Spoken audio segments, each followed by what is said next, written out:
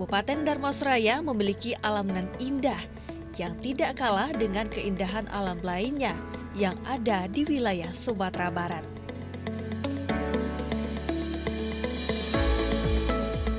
Secara geografi, Kabupaten Dharmasraya berada di ujung tenggara Provinsi Sumatera Barat.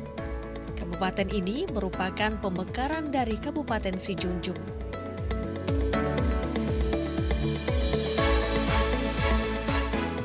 Siapa sangka daerah ini memiliki wisata yang beragam, dimulai dari wisata hutan lindung yang terletak di Nagari Koto Besar dan wisata milenial, Alinia Farm and Park yang terletak di Jorong Lawai, Nagari Sitiung, Kabupaten Dharmasraya. Wah, penasaran kan? Pemirsa, hutan adat merupakan salah satu hutan lindung yang terdapat di Nagari Koto Besar, Kabupaten Dharmasraya yang bernama Rimbo Tolang. Untuk meningkatkan potensi-potensi yang ada di nagari ini, maka saat ini wisatawan dapat berkunjung ke hutan adat ini. Nah, selain hutan adat juga terdapat wisata milenial yang bernama Alinia Farm dan Park yang juga menyediakan wahana bermain bagi wisatawan yang berkunjung. Selain itu juga wisata Alinia Farm ini menyediakan dikenal sebagai wisata terpadu yang memberikan edukasi kepada wisatawan yang berkunjung. Salah satunya edukasi mengenai peternakan ayam. Nah, seperti apa pesona hutan adat ini dan juga objek wisata Alinia Farm dan Park ini? Yuk ikuti saya di Sumbar Membangun.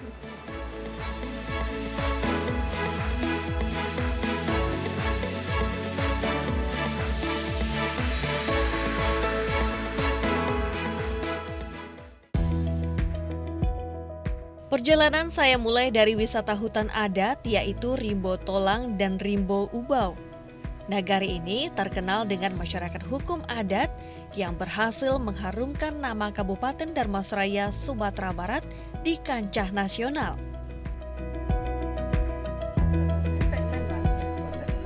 Mereka berhasil menjadi terbaik 3 pada Lomba Wana Lestari tahun 2021. Yang diselenggarakan Kementerian Lingkungan Hidup dan Kehutanan Republik Indonesia untuk kategori pengelola hutan adat. Perjalanan menuju hutan adat memang tidak mudah, memerlukan keahlian yang cukup untuk melewati jalan yang bergelombang dan bebatuan ini. Tidak jauh, namun menantang.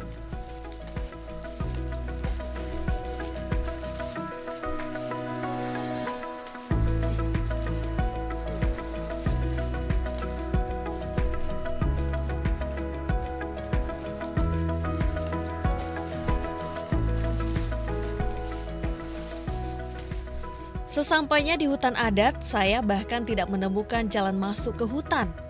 Begitu terjaganya keaslian hutan ini. Hutan ini memiliki luas 35 hektar yang terdiri dari Rimbo Tolang 18 hektar dan Rimbo Ubau 17 hektar. Sekitar 1.400 pohon yang telah berhasil diidentifikasi. Suasana hening dengan kicauan burung dan jauh dari hiruk-pikuk kota membuat saya sadar begitu asrinya hutan ini. Hal yang paling menarik, hutan adat ini memiliki jenis pohon yang hampir tidak ditemukan lagi di daerah lain, seperti pohon kempas, kulim, dan meranti.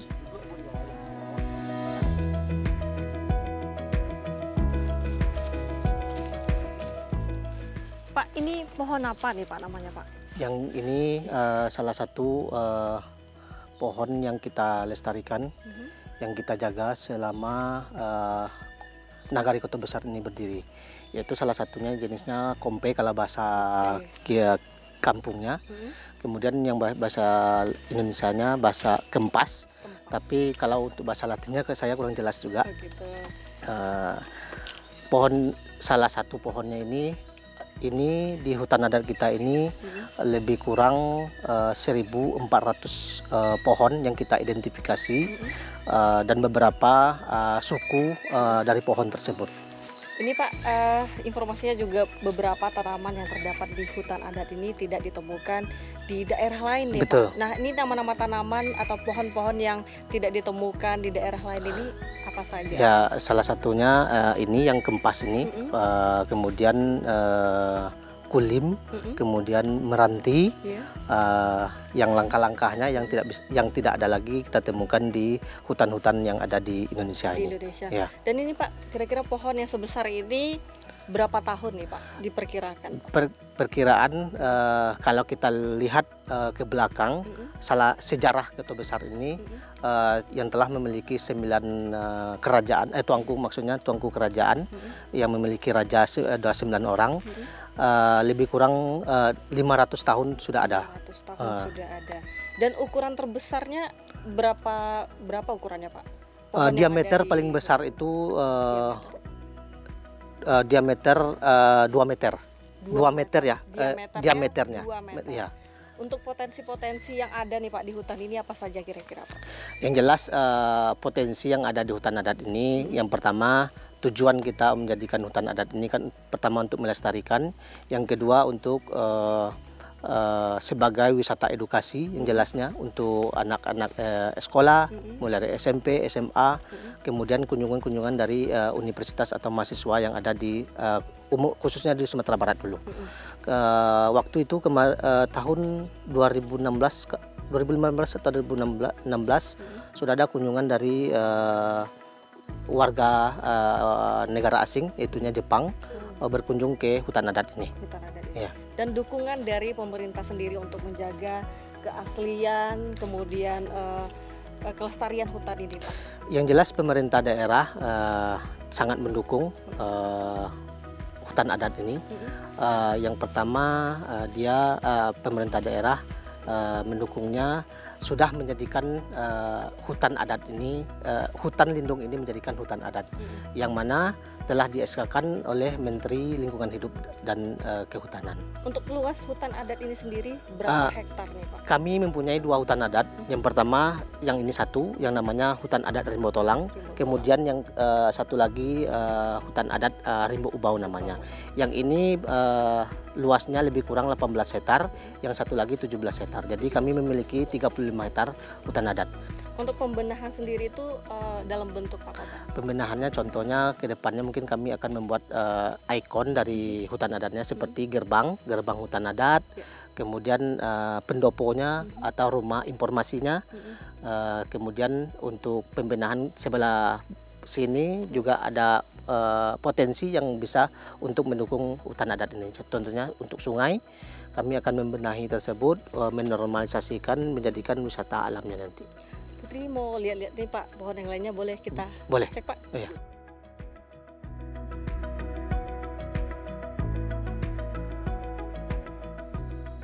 Ukuran pohon terbesar yang terdapat di hutan ini berdiameter 2 meter. Berdasarkan sejarah Nagari Koto Besar, hutan ini sudah ada sejak 500-an tahun lalu. Waktu yang tidak sebentar.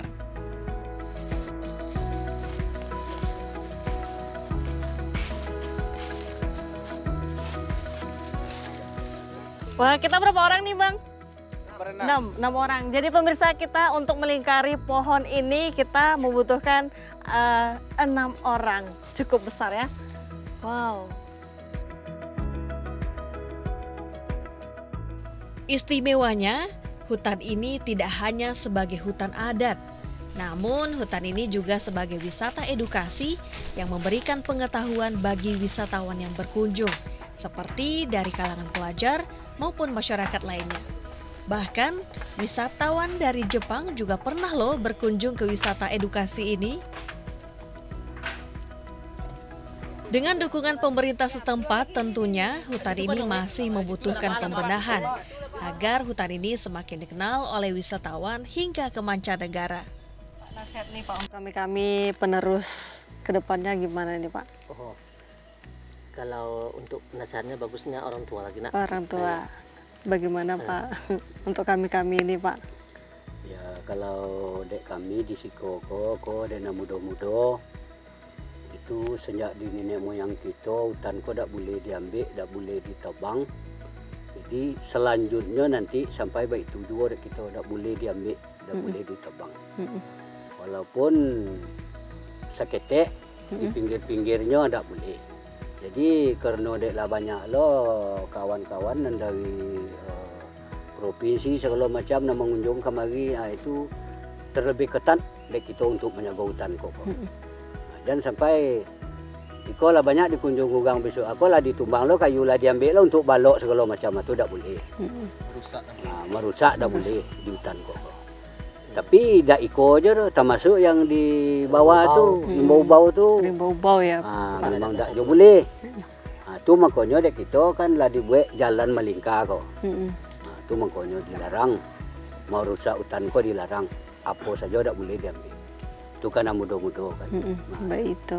Itu Ibu. Ya, hutan adat ini merupakan hutan lindung satu-satunya yang ada di wilayah Sumatera Barat yang berada di luar kawasan. Untuk itu, peran dari masyarakat dan pemerintah daerah menjadi kunci utama dalam melestarikan hutan adat ini.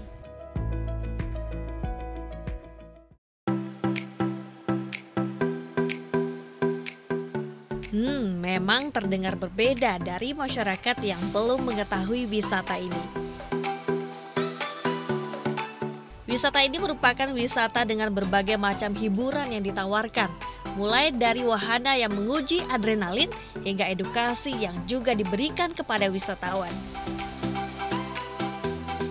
Pemirsa, kita akan coba Flying Fox dan ini kita mau pakai peralatan atau safety-nya dulu ya Bang. Ya, coba.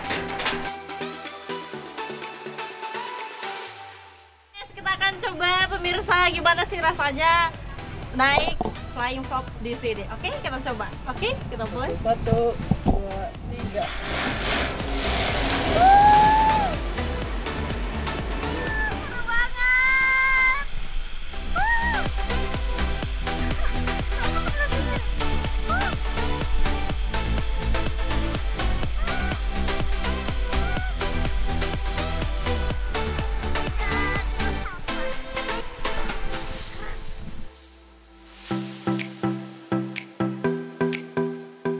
Setelah menguji adrenalin, tak lupa saya menghela nafas sejenak sambil menikmati suasana sungai menggunakan ponton atau rakit wisata ini.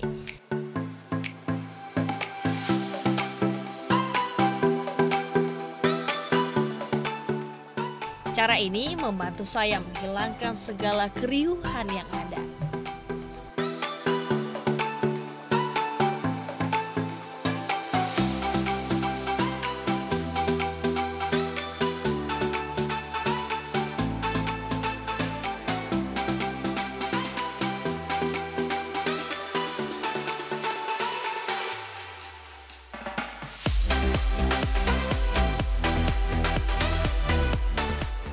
Pak, ini kan wisata Alinea Farm dan Park ini merupakan salah satu wisata yang memiliki sarana dan prasarana yang lengkap. Nah, menurut Bapak gimana nih Pak perkembangan dan potensi yang ada di wisata ini Pak? Kita dari pemerintah daerah sangat takjub dengan apa yang dihadirkan oleh Alinea Farm dan Park, karena dengan adanya wahana wisata di Alinea Farm dan Park ini salah satunya mendongkrak pariwisata yang ada di Kabupaten Dharmasraya, yang mana sebelumnya masyarakat yang ada di Kabupaten Dharmasraya khususnya terlebih masyarakat dari daerah Jambi, daerah Riau, mereka selalu melewati Dharmasraya. Nah, ketika mereka mendengar adanya wahana yang sangat lengkap di Alinea Farm dan Park ini, mereka sudah banyak yang tertuju ke sini. Contohnya kemarin ketika libur Lebaran. Ketika libur Lebaran itu kunjungan per hari dari Alinea Farm dan Park ini mencapai 6.000 sampai 7.000 kunjungan dalam satu hari. Dalam satu hari.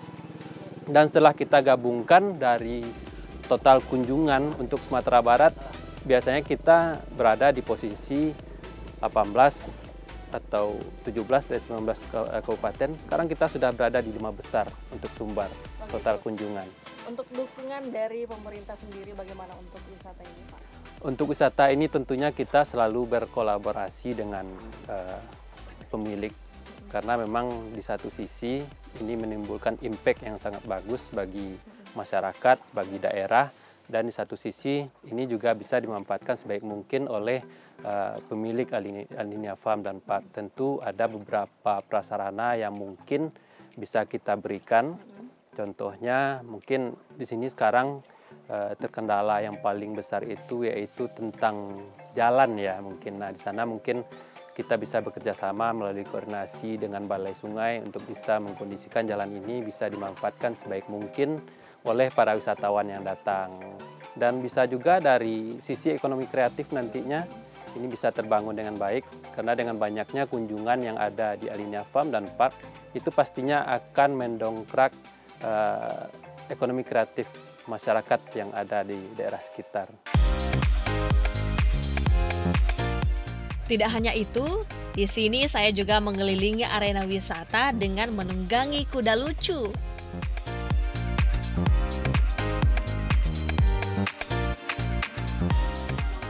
Dan dengan cara yang berbeda, saya juga menggunakan motor ATV dengan trek tanah bergelombang. Siapa takut? Keseimbangan badan juga diperlukan, sedikit mengguncang jiwa dan raga, tapi bikin nagih.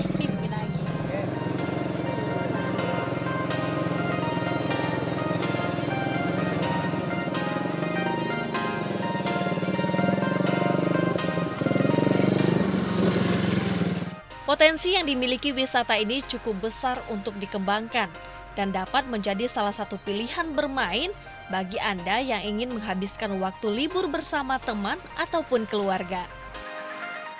Pemirsa, saat ini kita sudah bersama dengan owner wisata Alinia Farm and Park dan kita akan tanya-tanyakan ngobrol mengenai selengkapnya mengenai wisata Alinia Farm and House. Pak, ini mau tanya nih Pak, kira-kira sejak kapan nih Pak Bapak buka wisata ini Pak? Kalau dihitung waktu paling lama kita baru sekitar 4 dan 5 bulan lah. Wow, luar biasa. Dari sekitar 4 dan 5 bulan itu sarana dan prasarana apa saja yang sudah dimunculkan Pak? Alhamdulillah hari ini kita sudah memiliki beberapa wahana yang barangkali bisa memenuhi sebagian kebutuhan masyarakat Damasraya. Yang pertama kotek seperti yang kita lihat di belakang ini, itu adalah sebuah penginapan yang cukup Menarik, ya? eksotik. Di situ lengkap dengan segala fasilitasnya. Itu ada 5 unit. Kemudian ada guest house di belakang ini. Ada juga 4 kamar dengan kapasitas isi kira-kira 16 orang. Terus yang paling unik itu di belakang. Kita ada glamping dengan 2 tipe. Satu glamping tipe Rafflesia ada 10 unit. Satu glamping itu isinya bisa 4 atau 5 orang. Yang lainnya adalah glamping tipe tulip dengan kapasitas bisa isi 8 orang. Itu dari sisi penginapannya. Nah dari sisi wahana, alhamdulillah hari ini kita sudah memiliki beberapa wahana. Yang pertama adalah playground. Playground yang kata orang-orang ini yang terbesar di Sumatera Barat. Ini khusus permainan anak-anak yang dibuat di dalam ruangan ber-AC sehingga anak-anak bisa nyaman bermain di situ. Ya. Kemudian ada di sana yang tadi Putri naik, itu flying fox melintasi irigasi Batanghari dengan bentangan kira-kira 100 meter. Nah ini ada sensasi khusus ya, melintasi satu sungai, kemudian dia melewati di situ, dan kemudian ada lagi jembatan. Luar biasa deg-degan juga ya Pak ya. Tadi kan Putri merasakan ya. Iya benar. Kemudian juga tadi ada Putri menikmati ATV, kita ada 15 unit di sini. Kemudian ada berkuda. Terus yang paling unik itu yang kita nikmati sore tadi, itu adalah ponton atau rakit wisata. Nah mungkin ini satu-satunya di dunia. Nah itu yang hari ini sudah existing, sudah tersedia, yang kita bisa tawarkan kepada masyarakat. Di samping itu yang sedang dalam berproses adalah water park. Kita akan membuat sebuah arena bermain dalam bentuk kolam renang dengan segala fasilitasnya dengan luas areal kurang lebih 850 meter. Hari ini sudah berproses kira-kira 30%. Kemudian juga yang sedang akan kita kerjakan adalah spot-spot foto untuk anak-anak muda, karena hari ini wisata itu identik dengan selfie ya. Identik dengan berfoto, kemudian mereka posting lagi di grup mereka, dan kita sediakan itu dalam bentuk yang berbeda. Terus kita juga berani investasi dalam bentuk convention hall. Jadi convention hall tidak hanya ada di Padang, tidak hanya UPI Convention Hall, Tapi Damasraya juga akan kita sediakan convention hall untuk berbagai fasilitas seminar, rapat-rapat, dan termasuk juga wedding. Nah, yang tidak kalah menarik mungkin yang akan kita juga bangun adalah mini zoo. Jadi ada sebuah kandang burung besar dengan diameter 20 meter, tinggi 10 meter. Di situ akan ada burung, di situ akan ada angsa, di situ akan ada kelinci, kemudian juga ada ikan. Jadi dalam satu media itu, sehingga pengunjung pun bisa masuk ke dalam itu. Dan dia bisa pegang burung itu. Nah, ini yang sedang dalam proses kita pembangunan. Mudah-mudahan dengan dukungan dari Pemda Kabupaten Damasraya ini bisa terrealisasi dan bisa memberikan manfaat pada masyarakat. Luar biasa sekali. Pak, kita juga dapat informasi nih Pak bahwa wisata Alinia Farm and Park ini merupakan salah satu wisata terpadu yang memberikan edukasi bagi wisatawan. Itu maksud dari edukasi itu edukasi mengenai apa sih Pak? Jadi kami pada bulan Agustus tahun 2021 mendirikan peternakan ini secara modern. Nah, peternakan ini memang modern, semuanya serba otomatis dan kapasitas sisi 50.000 ekor. Dan itu sudah berjalan 3 periode. Nah, dari situ kami melihat bahwa orang yang berkunjung ke sini itu ingin mengetahui bagaimana sih berternak ayam itu secara modern. Nah, maka kami putuskan, kami di sini mendirikan Alinia Entrepreneur School. Kami mendirikan sekolah baru dengan kurikulum baru, dengan teknik mengajar yang baru, bahwa untuk menjadikan pengusaha itu tidak mesti dengan sekolah formal. Dengan berbasis kandang ayam profesional seperti ini, kami memberikan pelatihan dan memberikan edukasi kepada masyarakat bahwa beternak ayam secara modern itu jauh lebih menguntungkan dibandingkan dengan secara tradisional. Terima kasih Bapak atas penjelasannya, dan pemirsa, itulah mengenai informasi selengkapnya mengenai wisata Alinia Farm and Park. Bagi wisatawan yang ingin berkunjung ke wisata ini, silakan datang di Kabupaten Dharmasraya. Ya Pak. Terima kasih. Terima kasih Pak. Selain hiburan untuk melepas rasa penat dan masih ingin bersantai di wisata ini, Alinia Farm and Park menyajikan kotek, guest house, dan glamping yang dapat digunakan untuk bermalam di sini.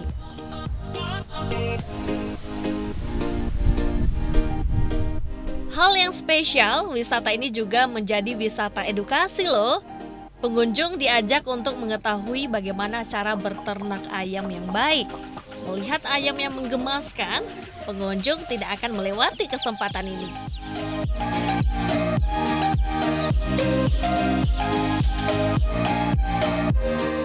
Untuk tiket masuk sangat terjangkau dengan harga Rp5.000 per orang. Usia balita 5 tahun ke bawah tidak perlu membayar tiket alias gratis. Wah, low budget ya pemirsa.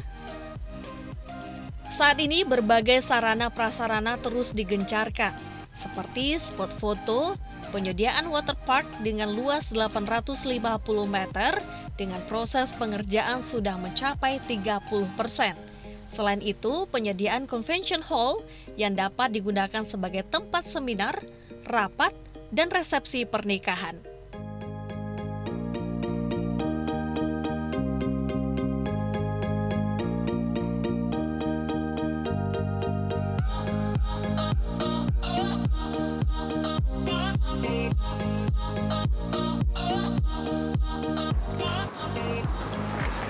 Pemirsa, perkembangan terus dilakukan untuk kemajuan daerah Kabupaten Dharmasraya dengan memunculkan potensi-potensi wisata yang ada di daerah ini. Salah satunya hutan adat yang tetap dijaga kelestarian dan keaslian hutannya. Dan juga wisata Alinia Farm dan Park yang tidak hanya sebagai tempat hiburan, namun juga sebagai tempat edukasi bagi wisatawan. Pemirsa, demikian Sumber Membangun kali ini. Saya Erwin Sofian Putri Giawan. Sampai jumpa.